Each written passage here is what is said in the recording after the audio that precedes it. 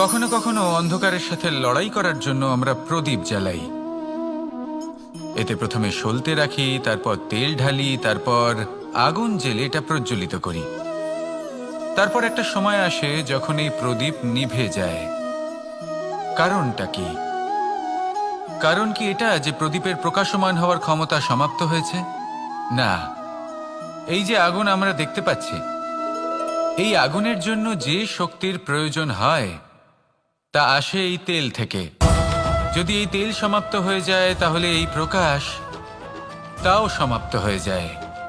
আর আমাদের জীবনে এই তেল হলো আমাদের কর্ম, আর এই আগুন আর এর দ্বারা উৎপন্ন হওয়া প্রকাশ আমাদের ভাগ্য। যত আমাদের কর্ম ক্ষীণ হতে থাকবে, আমাদের ভাগ্য সৌভাগ্য কোথাও না কোথাও লুপ্ত হয়ে যাবে।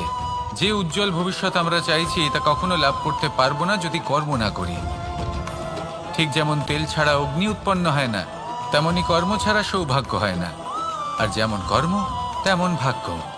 তাই সবসময় কর্ম করতে থাকুন, কর্ম করা থামাবেন না। আর আমার সাথে ভালোবেসে বলুন, রাধা রাধা। জীবনে তিনটি বিষয় আছে, তিনটি বস্তু আছে, তারা যেন আপনাকে কখনো বশে না করে নিতে পারে। প্রথম হলো ধন। ধন যতক্ষণ আপনি ব্যবহার করতে থাকেন, যতক্ষণ তা আপনার কাজে আসছে, ততক্ষণ ঠিক আছে, এই ধন আপনার কাছে অমৃত। কিন্তু যখন এই ধন আপনাকে ব্যবহার করতে শুরু করে, বুঝে যাবেন যে আপনার পতনের সময় শুরু হয়েছে। দ্বিতীয় বিষয়, ফেলে আসা অতীত। যাই করুন, আপনি অতীত পাল্টাতে পারবেন না, আর এই সত্যিটা আপনিও জানেন। কিন্তু তাও এর বশবর্তী আমরা হয়ে পড়ি। আর যখন তাই হয়, তখন এই সংসারে আমরা যেখানেই যাই না কেন, যত বড়ই সুখ লাভ করি না কেন, সেই সব আমাদের কাছে তিক্ত বলে মনে হয়। তৃতীয় বিষয়, আপনার আশেপাশের মানুষ ভিন্ন ভিন্ন ধরনের মানুষ হয়, যাদের চিন্তা ভাবনা এবং দৃষ্টিভঙ্গি ভিন্ন ভিন্ন প্রকারের। যদি এদের বশবর্তী আপনি হয়ে পড়েন, তাহলে কেউ বলবে এটা করো, এটা ভালো।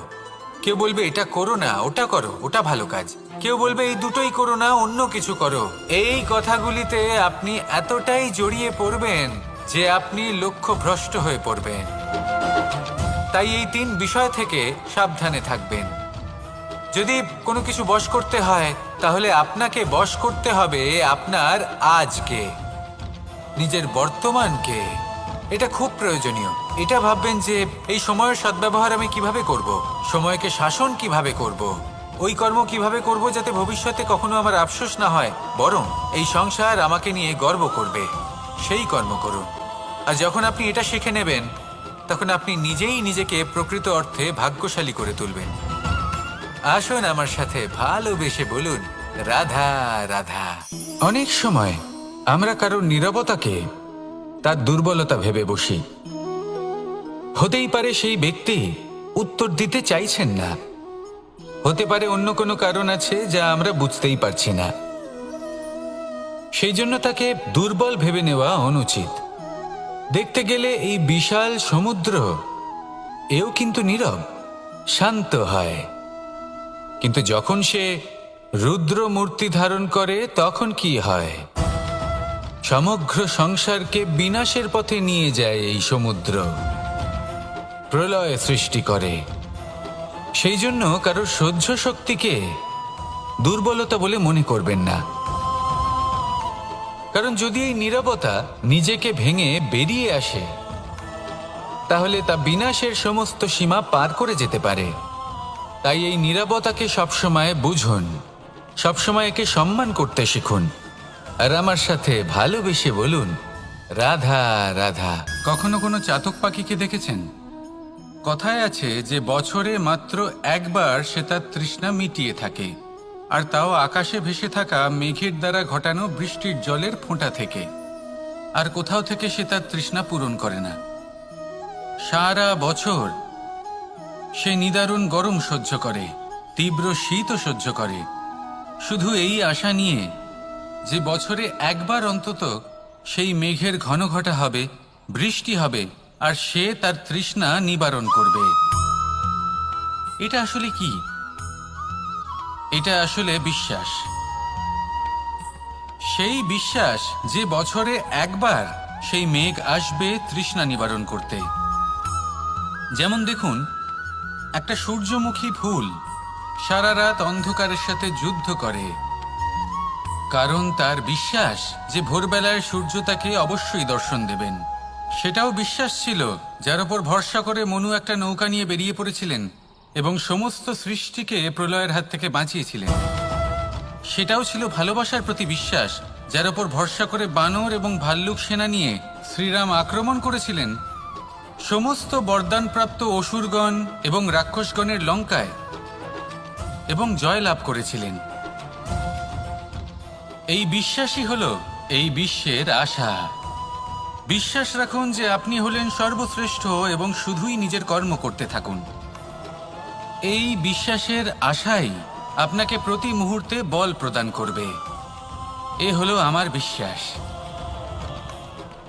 আসুন আর আমার সাথে ভালোবেসে বলুন, রাধা রাধা। যোগাসন। যোগাসনে আসন অত্যন্ত গুরুত্বপূর্ণ। এবার আমি বলবো সবথেকে শ্রেষ্ঠ আসন কোনটি। আশ্বাস।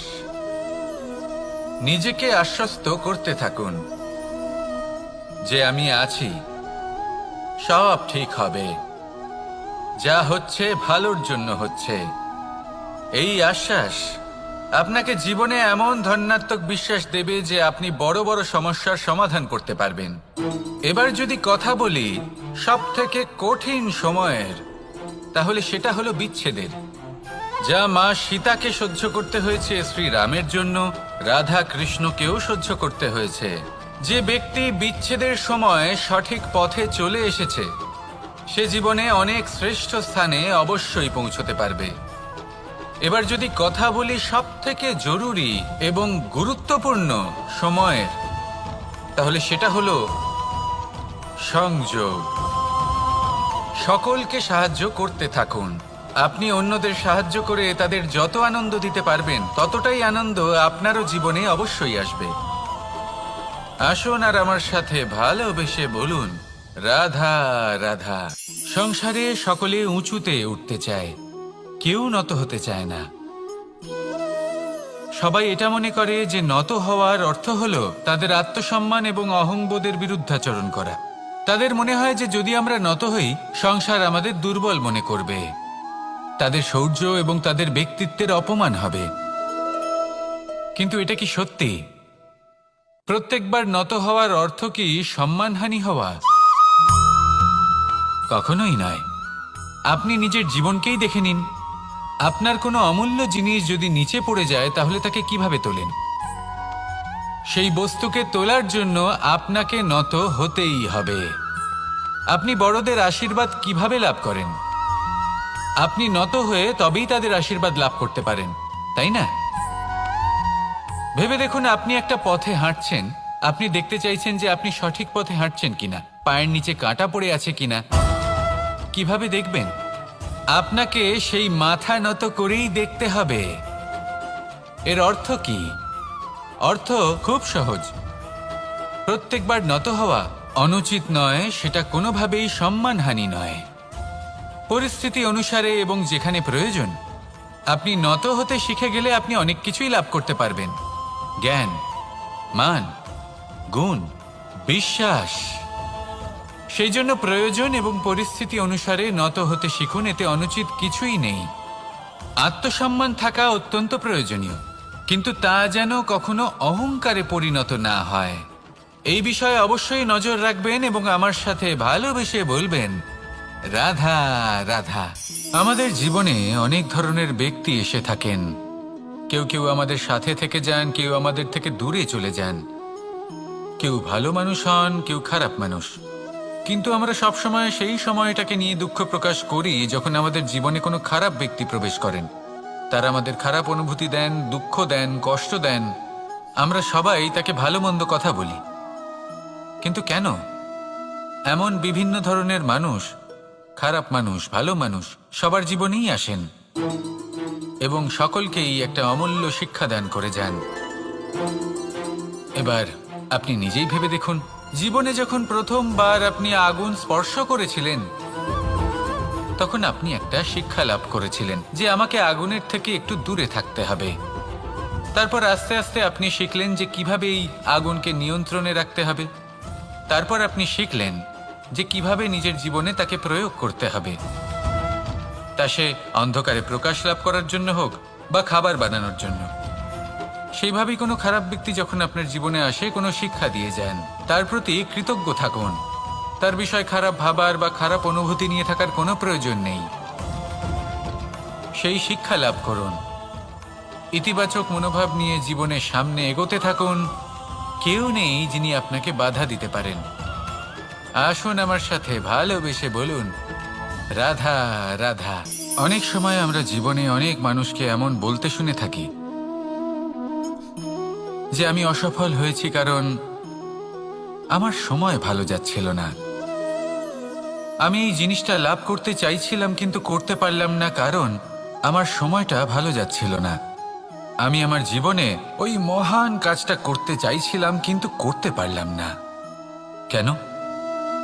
কারণ আমার সময়টা ভালো যাচ্ছিল না।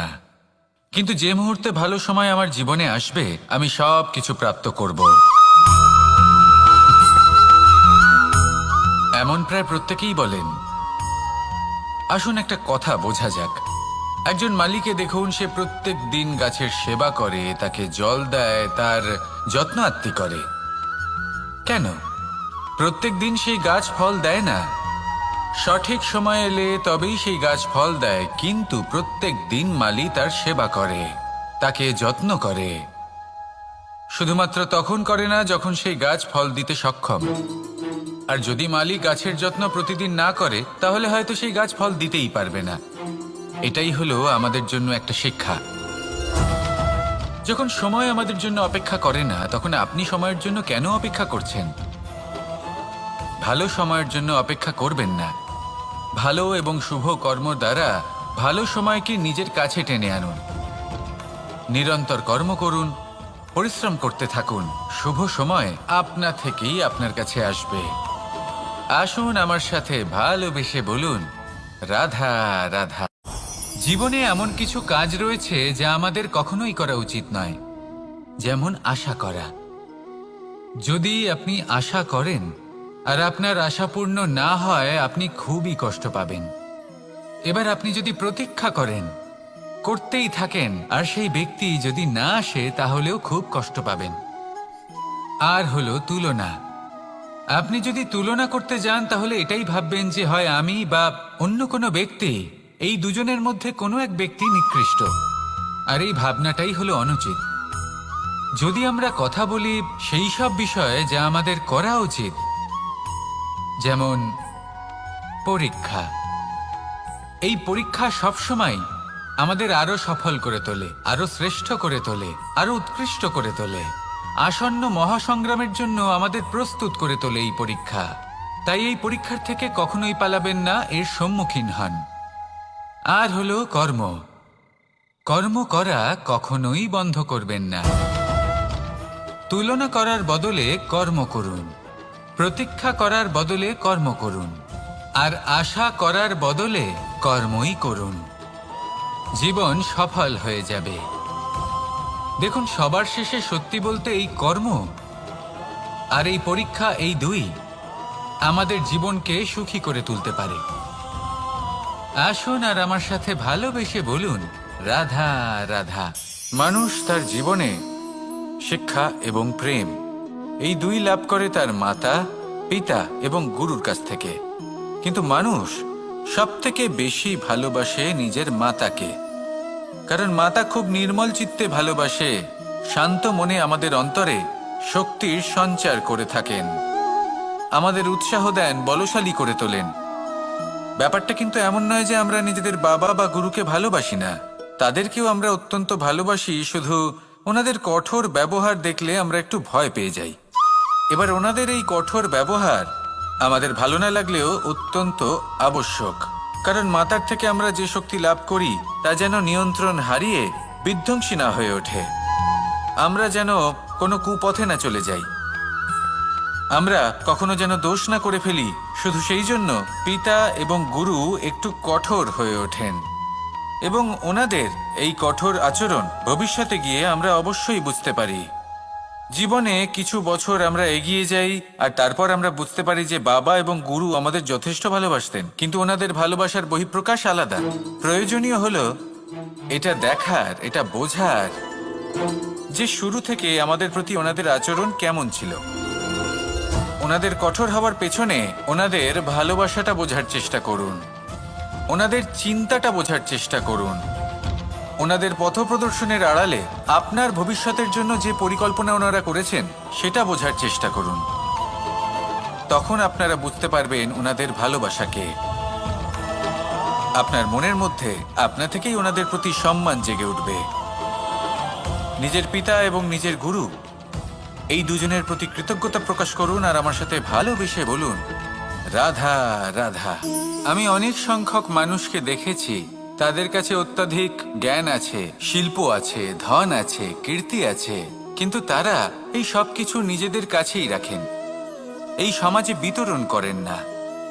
কারণ হলো ভয়। ওনাদের মনে হয় যে যদি আমি এই সব কিছু সমাজে বিতরণ করি তাহলে সমাজ আমার শিল্প হোক, ধন হোক, জ্ঞান হোক, কীর্তি হোক, সবকিছু চুরি করে নিয়ে যাবে আর তার বদলে আমি কিছুই পাবো না। এটা কিন্তু সত্য নয়। সত্য হলো এটাই যে যদি আপনি নিজেকে এই সংসারের প্রতি সমর্পিত করেন তাহলে এই সংসার আপনার প্রতিও সমর্পিত থাকবে। আপনি শুধু ধন, জ্ঞান, কীর্তি, সম্মান পাবেন তাই নয়, বরং এই সমাজ আপনাকে নিজের চোখে হারাবে, মনের মধ্যে স্থান দেবে। তাই এই ভয় ত্যাগ করে দেখুন কিভাবে এই সমাজ আপনাকে প্রেম সমর্পণ করে। আসুন আমার সাথে ভালোবেসে বলুন, রাধা রাধা। জীবন কিসের উপর নির্ভরশীল? ধনের ওপর, বৈভবের ওপর, নিঃশ্বাসের ওপর? না, এই জীবন নির্ভরশীল বিশ্বাসের ওপর। বিশ্বাস নিজের ওপর, বিশ্বাস আমাদের আপনজনের ওপর। কিন্তু যখন এই বিশ্বাস ভেঙে যায় তখন মানুষের মনও ভেঙে যায় আর তারপর সে অন্য কিছু করতেই পারে না। তখন কি করা যেতে পারে? 3টে কাজ আছে যা আপনি করতে পারেন। প্রথম, ভালোবাসা। যাকে আপনি ভালোবাসেন, যারা আপনাকে ভালোবাসে, ভুল যারই হোক না কেন, তার কাছে ক্ষমা চাইতে কখনোই সংকোচ বোধ করবেন না। দ্বিতীয় হলো বিশ্বাস। যারা আপনাকে ভালোবাসেন, আপনাকে বিশ্বাস করেন, তাদের বিশ্বাস কখনো ভাঙবেন না। তৃতীয় হলো আশা। যারা আপনাকে ভালোবাসেন, আপনাকে বিশ্বাস করেন, তাদের আশা আপনার সাথে জড়িত। তাদের থেকে কখনো কিচ্ছু লুকোবেন না। এই 3টে কাজ করুন আর এই জীবন সুপ্রসন্ন হয়ে বলবে, রাধা রাধা। মানুষের জীবনে 2 ধরনের আবেগ থাকে যা চিরকাল তার সাথে বসবাস করে। প্রথম, স্বপ্ন। দ্বিতীয়, অজুহাত। মানুষ হাজার হাজার স্বপ্ন দেখতে পারে। আমাকে এই কাজ করতে হবে, আমাকে ওখানে ঘুরতে যেতে হবে, আমায় জীবনে এই অসম্ভব কাজ বাস্তবায়িত করে দেখাতে হবে, আদি ইত্যাদি। এবার ঠিক যেমন স্বপ্ন দেখেন সেইভাবে অজুহাতও খুঁজে নিয়ে আসেন। আমি এই স্বপ্ন পূরণ করতে পারলাম না, কারণ আমাকে কেউ সাহায্যই করল না, কারণ আমি দুর্বল হয়ে পড়েছিলাম, কারণ আমার কাছে সময়ই ছিল না, আদি ইত্যাদি। এবার সাফল্য এবং অসফলতার মাঝখানে এই ধরনের সংঘর্ষ হতে থাকে। সাফল্য তখন লাভ করা সম্ভব যখন আপনার স্বপ্ন আপনার অজুহাতের থেকে অনেক বড় হয়, আর অসফলতা তখন পাবেন যখন আপনার অজুহাত আপনার স্বপ্নের থেকে অনেক বড় হয়। আপনি যদি সাফল্য লাভ করতে চান তাহলে চেষ্টা করতে থাকুন, পরিশ্রম করুন। যদি অসফল হন তাহলে ভয়ভীত হওয়ার কোনো প্রয়োজন নেই। নিজের ভুল বুঝুন, তাকে শুধরে নিন, আবার চেষ্টা করুন। কিন্তু যদি নিজের জীবনে অজুহাত নিয়ে আসেন তখন স্বপ্ন কখনো পূরণ হবে না। আসুন আমার সাথে ভালোবেসে বলুন, রাধা রাধা। ভয়ের সাথে আমরা সবাই পরিচিত, কষ্টও আমরা সবাই পেয়েছি। কখনো কখনো আমরা অসুস্থ হয়ে পড়ি, আর এমন সময় হলে মাতার মমতা, কখনো বাবার স্নেহ, কখনো বন্ধুদের পাশে থাকার অনুভূতি আমাদের রোগ নিরাময়ে সাহায্য করে। কখনো যদি আমরা নিরাশ হয়ে পড়ি, তখন যদি আমাদের কোনো আপনজন আমাদের দুটো ভালো কথা বলে, তখন আমাদের মনোবল বেড়ে যায়। ঠিক তেমন সংসারের এই রঙ্গমঞ্চে যদি আপনি পীড়িত অনুভব করেন, কিছু শুভ কথা আলোচনা করুন, কিছু স্তুতি গান করুন, কিছু মুহূর্তের জন্য হলেও নিজের ইষ্টদেবের কথা স্মরণ করুন আর প্রার্থনা করুন। সাহস বাড়বে, শক্তিও বৃদ্ধি পাবে এবং সামনে এগিয়ে চলার পথও দেখতে পাবেন। তখন এই মন প্রসন্ন হয়ে বলবে, রাধা রাধা। পাখি কখন জন্ম নেয়, কখন উড়তে শেখে, কখন বাসা বানাতে শেখে, কখন নিজের মৃত্যু লাভ করে, এসব আমাদের মধ্যে কেউ জানি না। কিন্তু পাখি একটা কথা খুব ভালো করে জানে, যে এই সংসারে ও যা কিছুই করুক না কেন, এই সংসারের ওকে নিয়ে কিচ্ছু যায় আসে না। এবার আমরা কি করি? কোনো কাজ করার আগে আমরা এটা ভাবি যে এই সংসার যদি আমাকে দেখে ফেলে, তাহলে কে জানে এই সংসার কি ভাববে, আমার প্রতিচ্ছবি কেমন তৈরি হবে কে জানে, কে জানে কি হবে আদি ইত্যাদি। এই সব ভাবনায় আমরা মগ্ন হয়ে যাই। কিছুটা এমনভাবে মগ্ন হই যে বর্তমানের কর্মের এই জীবনের যাত্রাপথে সেই সময়ের আনন্দ উপভোগ করতে ভুলে যাই। এবার দেখুন একটা পাখি কি করে, ওর কর্ম হলো গান গেয়ে চলা। ওই পাখি গেয়ে চলে, কেউ ওর গান শুনুক বা না শুনুক, কেউ আদৌ শুনছে কিনা সেই বিষয়টা নিয়ে সেই পাখির কিছুই যায় আসে না। সেই পাখি নিজের কর্ম করতে থাকে। হয়তো সেই জন্যই আপনি কখনো কোনো পাখিকে কাঁদতে দেখবেন না। এরকমই আপনাকে নিজেকে গড়ে তুলতে হবে। প্রথমে নিজেকে জিজ্ঞেস করুন, এই যে কর্ম আমি করতে চলেছি সেটা কি উচিত? যদি আপনার মনে হয় সেটা উচিত, তাহলে সেটা প্রমাণ করুন। এটা ভাববেন না যে এই সংসার কি ভাববে। আসুন আর আমার সাথে ভালোবেসে বলুন, রাধা রাধা। আকাঙ্ক্ষা কখন লোভে পরিণত হয়ে যায় তা কেউ বলতে পারে না। এবার তার পরিণাম কি হতে পারে তাও আমরা কেউ জানি না।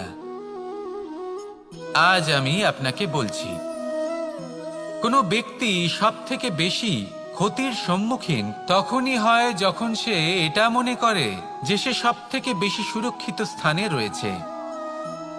সে ভাবে যে সে সেখানে সুরক্ষিত রয়েছে। সে তখন অসাবধান হয়ে পড়ে, আর তখনই তাকে জীবনের সবথেকে বড় ক্ষতির সম্মুখীন হতে হয়। নিঃস্ব হয়ে যাওয়ার পরিস্থিতি কোনো মানুষের জীবনে তখনই আসে যখন তার কাছে প্রচুর সম্পত্তি থাকে এবং সে তার থেকেও অনেক বেশি সম্পত্তি অর্জন করতে চায়। সেই অনেক বেশি সম্পত্তি অর্জন করার চেষ্টায় সে এমন কিছু করে বসে যার ফলে তাকে সমস্ত সম্পত্তি হারাতে হতে পারে। একজন রচনাকার নিজেই নিজের প্রতিভা একদম শেষ করে দিতে পারে যখন সে অনেকগুলো কাজ নিজের কাঁধে নিয়ে নেয়। একটা গুরুত্বপূর্ণ কথা সবসময় মনে রাখবেন, আজ আপনি যেখানেই থাকুন না কেন, যেমনই যে কোনো স্থানেই থাকুন না কেন, এর পেছনে আপনার আকাঙ্ক্ষার একটা বিশাল ভূমিকা রয়েছে। কিন্তু মনে রাখবেন, আপনাকে শিখতে হবে যে কখন আর কিভাবে নিজের উচ্চাকাঙ্ক্ষাগুলিকে লাগাম পরাতে হবে, কারণ এটা অত্যন্ত আবশ্যক। তাই আসুন আর আমার সাথে ভালোবেসে বলুন, রাধা রাধা। রাত্রে আমরা সুখ নিদ্রা লাভ করি, আমরা স্বপ্ন দেখি, ভবিষ্যতের পরিকল্পনা করি, খুব ভালো লাগে। সকালে যখন চোখ খুলি, নিদ্রা ভঙ্গ হয়, স্বপ্ন সেইখানেই ভেঙে যায়, আর তারপর আমরা আমাদের রোজকার জীবন যাপন করি। স্বপ্ন হয়তো মানুষ রাতের বেলায় দেখেন, কিন্তু সেটাকে সার্থক দিনের বেলাতেই করতে হয়।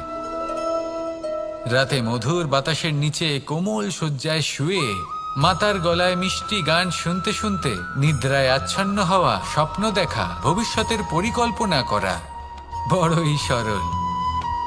কিন্তু সকালবেলায় সময় মতো উঠে সূর্যের তাপ সহ্য করে, সেই উষ্ণতা সহ্য করে সর্বাঙ্গ ঘেমে গিয়ে নিজের পথ খুঁজে বের করা, সেই পথে অগ্রসর হওয়া, বাধা বিপত্তি এসবের সম্মুখীন হওয়া, আর তারপর লক্ষ্য লাভ করা, এগুলো কঠিন কাজ। এ হলো অত্যন্ত কঠিন কাজ। যদি আপনি চান যে স্বপ্ন আপনি দেখেছেন তা সত্যি হোক, তাহলে দিনের বেলায় আপনাকে বেরিয়ে কর্ম করতেই হবে, পরিশ্রম করতেই হবে। মনের এই চক্ষু দিয়ে স্বপ্ন দেখা সম্ভব, কিন্তু যদি আপনি বুঝতে পারেন যে এই স্বপ্নই হলো আপনার লক্ষ্য, তাহলে তাকে সার্থক করতে শুধুমাত্র পরিশ্রম দ্বারাই করতে হবে। তাহলে পরিশ্রম করুন আর আমার সাথে ভালোবেসে বলুন, রাধা রাধা। মানুষের জীবনে 3টি গুণ অত্যন্ত প্রয়োজনীয়: শ্রদ্ধা, বিনম্রতা, যোগ্যতা। যদি জ্ঞান লাভ করতে চান তাহলে শ্রদ্ধার প্রয়োজন, যদি মান লাভ করতে চান তাহলে স্বভাবে বিনম্র হওয়া প্রয়োজন, আর যদি মনোবাঞ্ছিত স্থান লাভ করতে চান তাহলে যোগ্যতার প্রয়োজন। বিষয়টা সহজ। শ্রদ্ধা আপনাকে জ্ঞান দেবে, নম্রতা আপনাকে মান, আর যোগ্যতা উচিত স্থান দেবে। কিন্তু যদি আপনি এই 3টি গুণ সম্মিলিত করেন তাহলে এমন কিছু লাভ করবেন যা এই সব কিছুর থেকে অনেক ঊর্ধ্বে। সম্মান।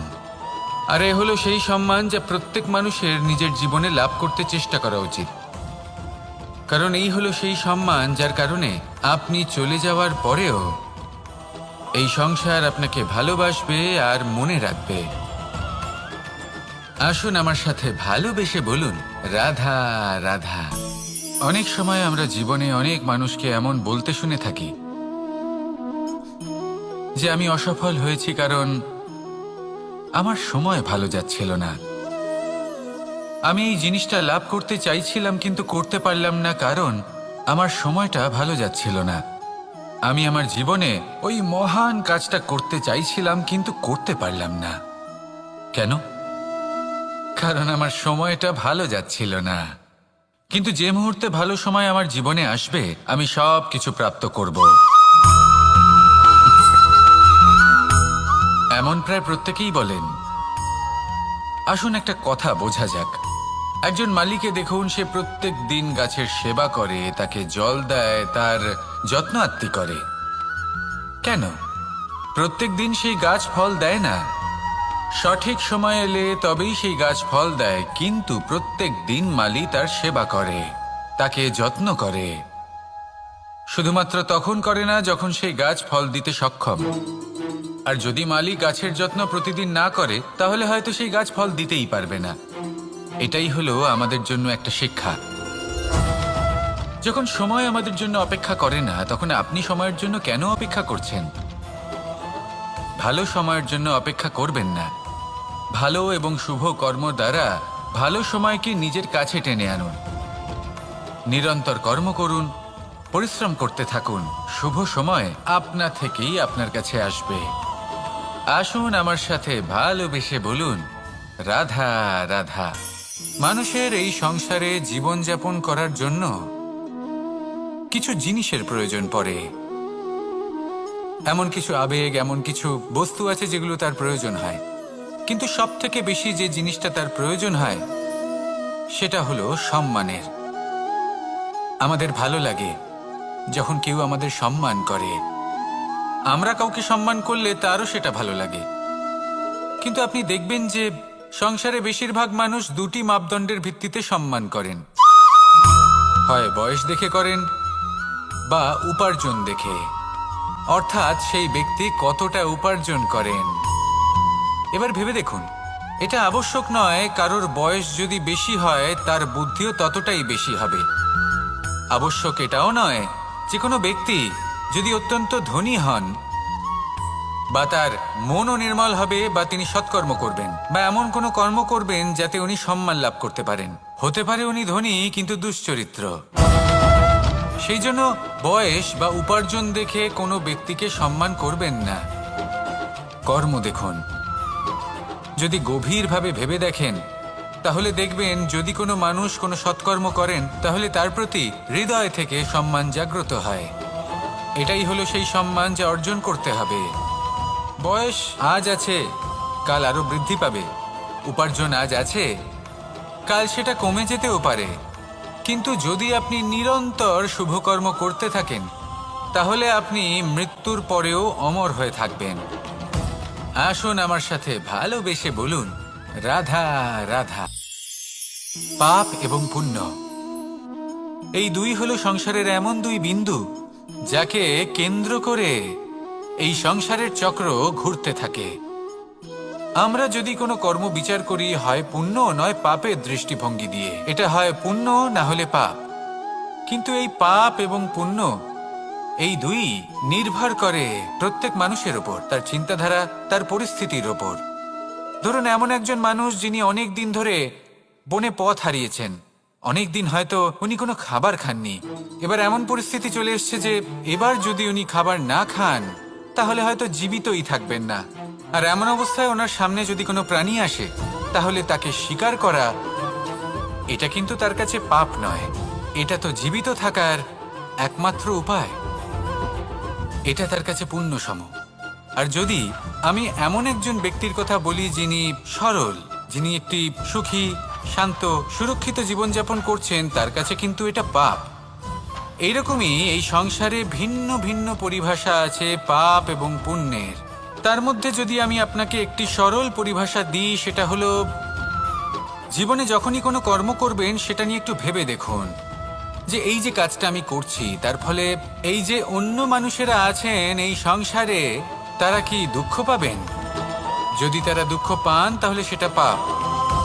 যদি আপনি এমন কোনো কর্ম করেন যার ফলে অন্যরা প্রসন্নতা লাভ করেন, তাদের মুখে হাসি ফুটে ওঠে, যদি তারা প্রেরিত হন, জীবনে সামনে এগোতে পারেন, তাদের বিকাশ হয়, তাহলে এটা হলো পুণ্য।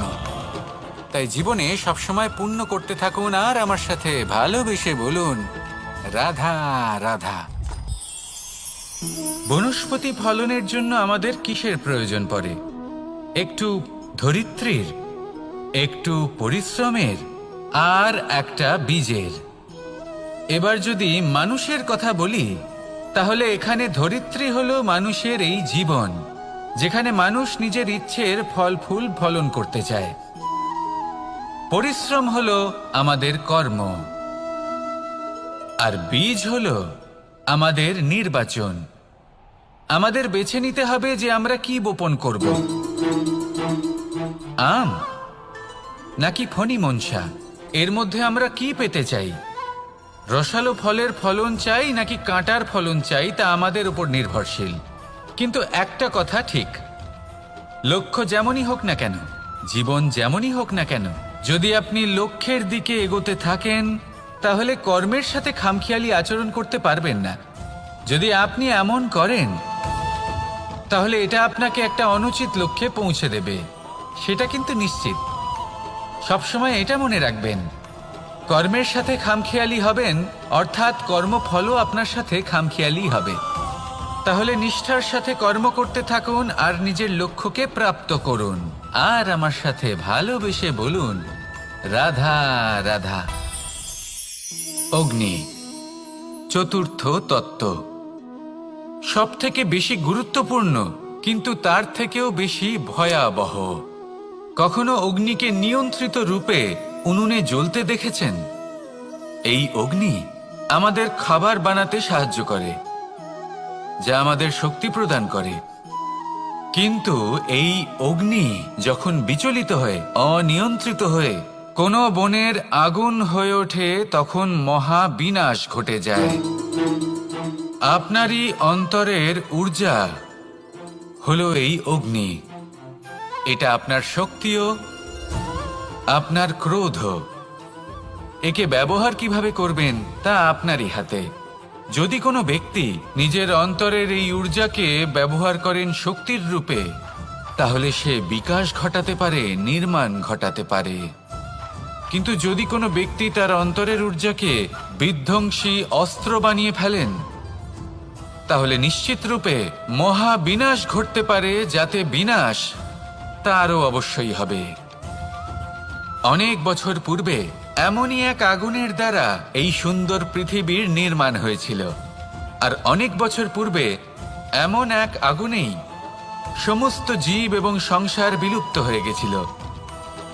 এবার আপনি আপনার অন্তরের ঊর্জা দ্বারা বিনাশ ঘটাতে চান নাকি নির্মাণ ঘটাতে চান, সেই সিদ্ধান্ত আপনারই।